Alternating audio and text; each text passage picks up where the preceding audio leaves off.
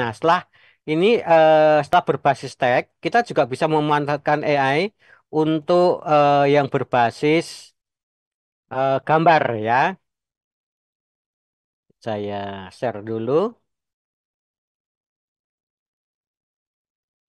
Karena apa? Karena ini kembali lagi untuk anak-anak itu cara belajar manusia itu ada tiga aspek ya. Pertama secara visual, auditif, dan kinestetik. Nah, kalau yang belajar sesuai dengan apa gambar dengan auditif dengan melihat itu kita bisa meminta AI untuk membuat gambar, membuat lukisan, membuat video, membuat foto, bisa juga mental mapping juga bisa kita lakukan begitu menggunakan AI. Ini contohnya ideogram. Kita bisa meminta dia membuat ilustrasi, kita bisa minta dia untuk membuat apa alat peraga untuk gambar-gambar yang kita butuhkan dan aktivitas, misalnya mewarnai atau puzzle untuk menempel merangkai gambar dan sebagainya, kita bisa menggunakan AI. Yang biasa saya lakukan itu memakai ideogram, kemudian ada Lensgo. Ya, Let's Go. Kemudian ada Bing Image Creator yang kita bisa gunakan secara gratis. Ini contoh yang saya gunakan untuk alat peraga Yesus murid-murid Yesus menangkap ikan begitu. Lalu yang di kanan itu cerita tentang Matius ya, Matius yang dipanggil eh, si pemungut cukai yang dipanggil oleh Yesus. Kemudian ini Simeon ya, cerita waktu Natal kemarin, Simeon yang memegang bayi Yesus. Kemudian cerita yang di kanan itu gambar Yesus yang hilang waktu dia berumur 9 tahun di Bait Suci. Nah, kalau mau spesifik yang tepat itu biasanya kita gunakan menggunakan bahasa Inggris. Tapi sekarang itu kita bisa untuk Bings itu bisa pakai bahasa Indonesia. Ya, kita bisa menggunakan perintah dalam bahasa Indonesia. Meskipun demikian, kalau menggunakan bahasa Inggris akan lebih presisi sesuai dengan mungkin mendekati keinginan kita begitu ya. Nah, bagaimana kalau tidak bisa bahasa Inggris? Jangan khawatir, gunakan Translate ya.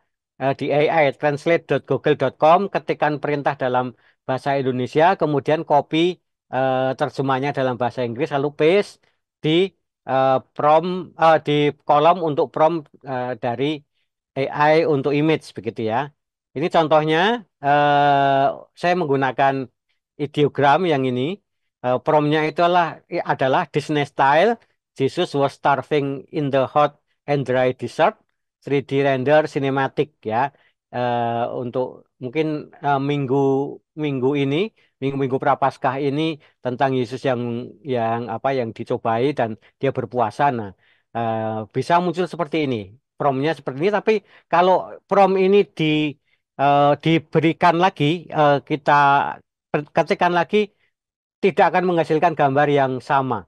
Inilah uniknya di AI karena meskipun menggunakan perintah yang sama atau prompt yang sama, tapi hasil yang diberikan itu bisa berbeda. Lalu kita bisa juga meminta AI untuk membuat gambar line art yang bisa kita manfaatkan untuk mewarnai ya. Jadi gambarnya lalu di copy, fotokopi lalu diwarnai oleh anak-anak atau secara digital ya, diwarnai secara digital bisa. Nah, selain itu juga bisa kita membuat flyer, undangan untuk Paskahnya nanti. Kita gunakan Canva. Di Canva itu juga sudah ada fasilitas text to image. Kita berikan perintah teksnya dalam bentuk teks, kemudian akan diubah menjadi image. Ini contoh flyer ketika saya mengajak anak-anak untuk belajar tentang Daniel ya, Daniel yang dia tidak mau makan makanan yang sudah dipersembahkan kepada dewa-dewa. Nah, lalu saya gunakan gaya Disney supaya anak-anak tertarik untuk melihat. Nah, ketika mereka tertarik, tentu juga akan tertarik untuk ikut di dalam acara kita ya. Tidak hanya pada hari biasa, tapi juga dalam perayaan Paskah nanti kita bisa memanfaatkan AI untuk membuat flyer yang menarik bagi mereka ya. Itu yang di kiri itu adalah promnya. Nah, kemudian Canva kita juga bisa langsung membuat perintah. Dalam bahasa Indonesia juga bisa ya. Ini contohnya Yesus menenangkan angin ribut di atas kapal bersama murid-murid. Nah, hasilnya seperti itu. Kita bisa menambahkan stylenya apa ya. Nanti kita minta ilustrasi atau foto realistik atau minta gaya lukisan ala Van Gogh gitu misalnya. Coba aja di AI itu tidak ada yang salah. Jadi kalau salah itu tidak perlu takut, tidak akan dimarahi oleh AI. Paling kalau kata-katanya itu apa ya, melanggar komunitas akan diblok, tidak akan dibuatkan kata-katanya kalau terlalu sensitif begitu akan diberi peringatan oleh AI. Tapi secara umum kalau kita salah memberi perintah itu tidak akan dimarahi oleh AI. Jadi jangan jangan takut untuk mencoba yang hal-hal yang aneh-aneh menggunakan AI. Kemudian juga kalau mungkin wajah dari orangnya itu tidak sesuai keinginan kita, misalnya dia sedih tapi kok gambarnya tersenyum. Nah, gunakan wheel of emotion ya. Di sini ada roda yang bisa menggambarkan emosi manusia, perasaan manusia. Secara garis besar itu ada 1, 2, 3, 4, 5. Ada enam dasar emosi manusia, tapi bisa diperinci lebih lanjut lagi. Dan kita tinggal masukkan kata kuncinya itu. Misalnya rejected, tertolak, apakah shame, malu, scared, dia takut atau worried, dia apa khawatir, anxious dan sebagainya. Nah, itu akan wajah dari si tokoh kita itu akan menjadi lebih lebih hidup lagi, lebih berperasaan lagi. Kemudian untuk auditif itu kita bisa menggunakan ini vocalremover.org. Kalau Bapak Ibu atau teman-teman itu ingin mencari lagu-lagu, tidak punya alat musik, kemudian ingin menyanyi tapi ada iringan lagunya, tapi tidak ada karaoke-nya, tidak ada minuswanya.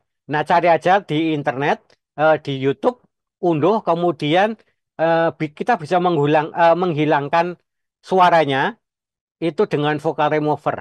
Jadi nanti suaranya akan hilang, tinggal musiknya saja. Itu luar biasanya AI sekarang itu begitu. Kita misalnya ada lagu-lagu yang kayak musiknya enak yang dapat kita pakai untuk mengiringi, lalu tapi masih ada suaranya. Nah, kita bisa menghilangkan dengan vocalremover.org. Kemudian kalau kita membuat flyer atau mau bercerita secara online, lalu kita tidak pede dengan suara kita misalnya kalau saya ini medoknya keterlaluan ya, sudah medok banget, nggak bisa diubah. Lalu kalau kita mau bikin voice over atau narasi dalam video, oh, kok medok, medok banget. Nah, kita bisa menggunakan 11labs.io. Kita tinggal ketikkan perintahnya, itu di situ akan mengubah suara kita itu dengan berbagai jenis karakter suara dan tidak lempeng ya. Kalau di Google kan itu suaranya lempeng saja kan, seperti robot. Tapi kalau di 11labs.io ini eh, ada dinamikanya, ada naik turunnya, kemudian ada temponya, cepat lambatnya begitu. Settingnya itu bisa dilihat di bagian setting itu kita bisa ubah-ubah, apakah mau lebih cepat, apakah mau lebih lambat, apakah dia lebih apa lebih lebih dinamikanya lebih banyak atau yang lebih lebih biasa saja, lempeng, tenang dan sebagainya itu kita bisa atur di Eleven Lab dan itu gratis untuk 10.000 karakter pertama. Jadi ini menarik yang bisa kita lakukan. Kalau misalnya habis 10.000 pertama habis, kita sign up menggunakan email yang baru, kita akan mendapatkan 10.000 karakter berikutnya begitu. Nah, kemudian yang terakhir kinestetik ya. Kinestetik itu kita eh, tidak bisa memanfaatkan AI untuk aktivitasnya, tapi kita bisa memanfaatkan AI untuk mencari aktivitas yang pas untuk anak-anak yang kinestetik. Kinestetik itu yang melakukan.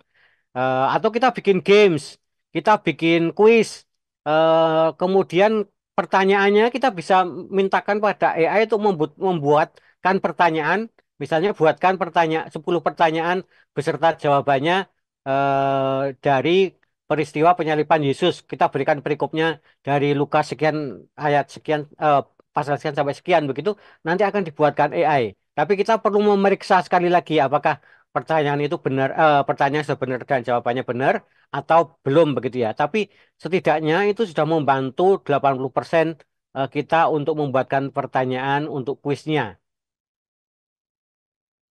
eh ini contoh untuk anak-anak yang apa yang kinestetik begitu, ide yang saya usulkan itu pasang barcode. Jadi idenya itu adalah mencari telur pasca secara digital ya. Yang dicari bukan telurnya tapi barcode ya, barcode yang disembunyikan di tempat-tempat tertentu begitu, berbentuk telur tapi isinya barcode. Lalu anak-anak diminta untuk mencari itu, lalu kalau ketemu di-scan dengan HP-nya.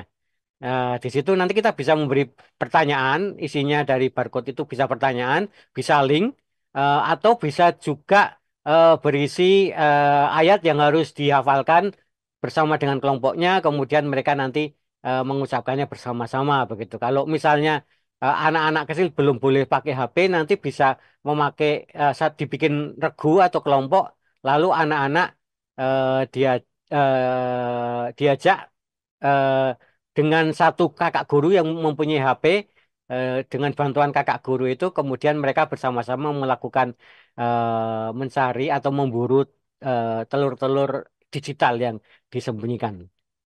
Itu saja Bu Yulia yang bisa saya sampaikan tentang cara penggunaan AI untuk perayaan Paskah begitu. Ya, terima kasih Pak Pur. Wow.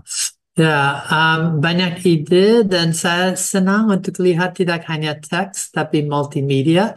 Dan dalam bulan berikut, Sabda akan ceritakan tentang prompting multimedia dan AI dan multimedia, dua sesi yang sangat beda. Satu itu caranya, satu itu terkait dengan apa yang bisa dilakukan dengan multimedia. Dan pasca kalau hanya dibaca sangat beda untuk anak atau gereja daripada dilihat atau ada aktivitas untuk melibatkan.